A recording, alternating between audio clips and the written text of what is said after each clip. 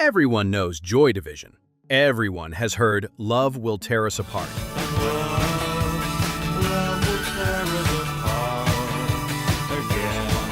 But few people know what really happened to Ian Curtis, to the band, to the people who were there.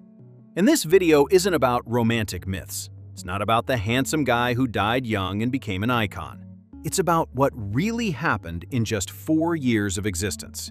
About epilepsy, about loss of control, about a band that changed music forever and ended before it even truly began. Bernard Sumner and Peter Hook, two friends from Salford, Manchester, each paid 50 pence to see the Sex Pistols play at the Lesser Free Trade Hall. They left the show transformed. The next day, Bernard borrowed £35 from his mother and bought a cheap bass guitar at a shop in Piccadilly. They barely knew how to play, but they wanted to make some noise. Sometime in 1976, they met Ian Curtis, an 18-year-old guy from Macclesfield who had been writing poetry since he was 15, who had read Hesse, Sartre, Dostoevsky. Obsessed with David Bowie, Lou Reed, and Iggy Pop, Ian proposed being the vocalist and lyricist. They accepted. And so the band Warsaw began, a name taken from a David Bowie song. They rehearsed in the basement of a music shop. They played badly, but angrily.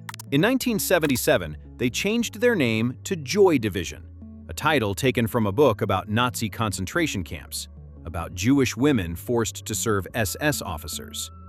And that was the level of darkness Ian Curtis wanted from the beginning. Joy Division begins playing in the Manchester punk scene. They meet Tony Wilson, a local TV presenter, and Rob Gretton, who soon becomes the band's manager.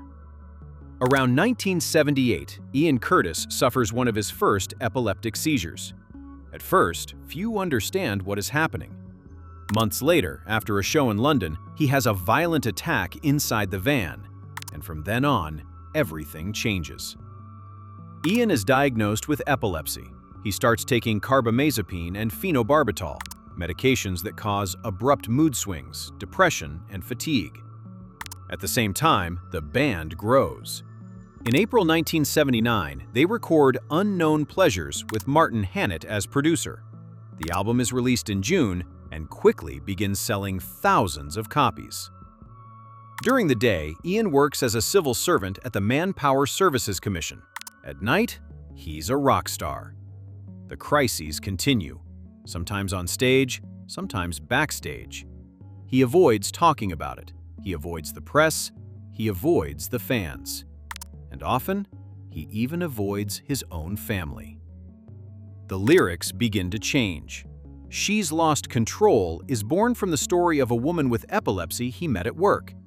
Ian looks at her and begins to see his own future.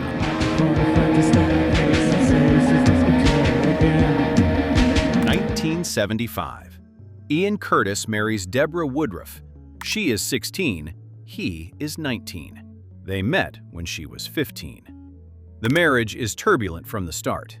Ian is intense, jealous, emotionally unstable. In 1979, their daughter Natalie is born. In the same year, in October, Ian meets Annick Honoré, a Belgian journalist, and an affair begins. He hides it from Deborah. He takes Annick to hotels during the band's tours. When Deborah finds out, the marriage begins to crumble. Ian begins to live between two worlds, between the wife he has known since adolescence and the mistress who represents the rock star life he always imagined. The epileptic seizures worsen. In April 1980, he suffers 2 seizures on the same day, one during a Stranglers show at the Rainbow in London and another later at the Moonlight Club.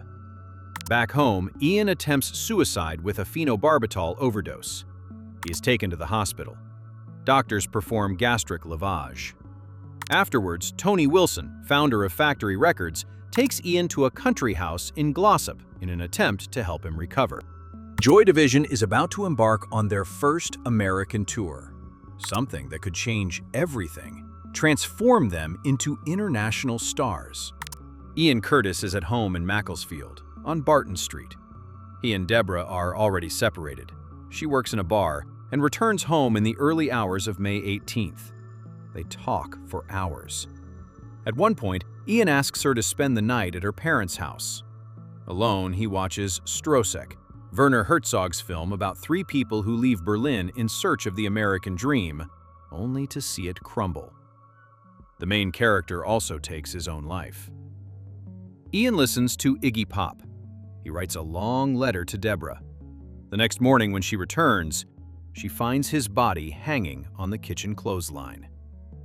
Ian Curtis was 23 years old. On the record player, Iggy Pop's The Idiot was still spinning. Weeks after Ian Curtis's death, Love Will Tear Us Apart is released as a single. The song reaches number 13 on the British charts and becomes a generational anthem.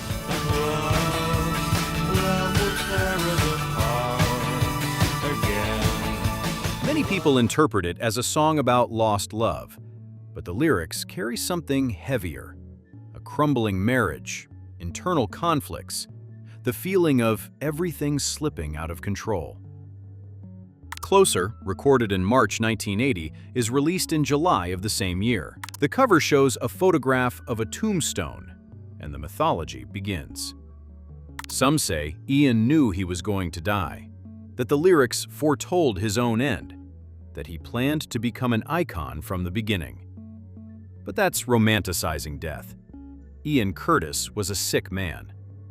Depressed, with poorly controlled epilepsy, taking medications that altered his mood and personality.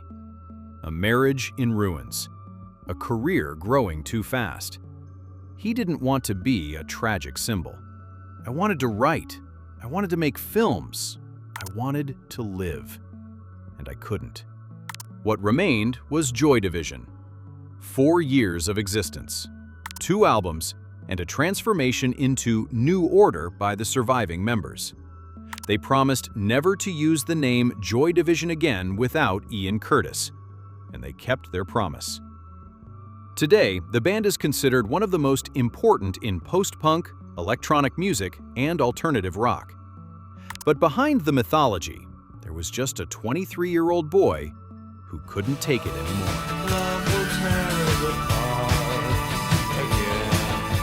And if you listen to Joy Division today, if you sing Love Will Tear Us Apart, remember that it's not a romantic song. It's despair.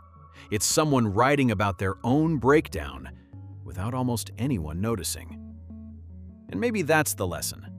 We never know what people are going through. Behind the beautiful art, there may be pain we don't see. Myths are comfortable, but the truth is almost always more complicated. If this video made you think, if it made you listen to these songs differently, leave a like, subscribe to the channel, and comment on which part of the story you didn't know. Because the next story I'm going to tell is about another band that ended prematurely, and you won't believe what happened in the last few days before the end.